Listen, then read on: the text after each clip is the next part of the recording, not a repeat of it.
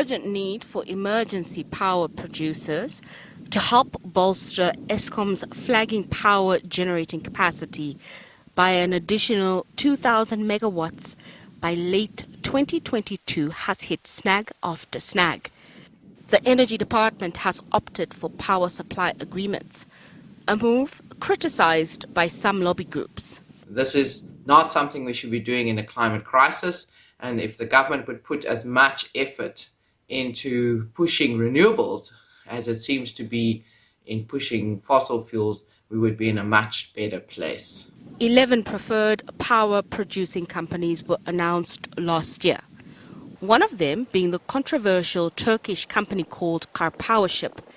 Despite being given a license to generate electricity by NERSA, its bid has been left in limbo. Despite the risk associated with not having reached commercial close and financial close, due to program delays outside of our control, Karpowership has established an office in Johannesburg and invested more than 400 million rands in the development costs in the South African businesses.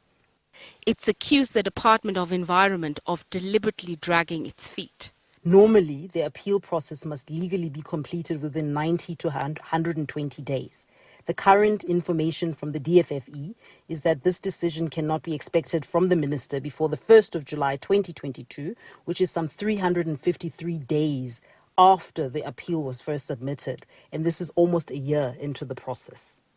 But lobby group Green Connection has raised concerns that the Turkish company has not followed due process. For car power to have not had an environmental authorization, and yet NERSA still gave it electricity generation license, we feel is not correct.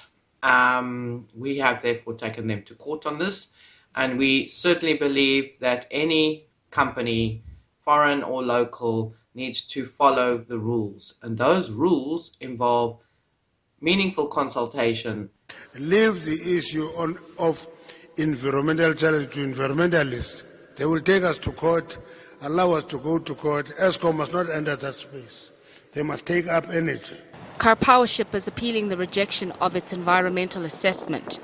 While awaiting a response, it says it remains optimistic. In an unexpected move, Eskom has requested that Karpowership SA sign an extremely wide-reaching, open-ended indemnity agreement. This 11th hour insistent is not only highly irregular, but it's also outside of the requirements of the tender process. Interestingly, none of the other bidders have been asked to sign such a document. Eskom recently said with its power stations reaching the end of their operational lifespan, other methods of adding capacity to the grid should be made easier.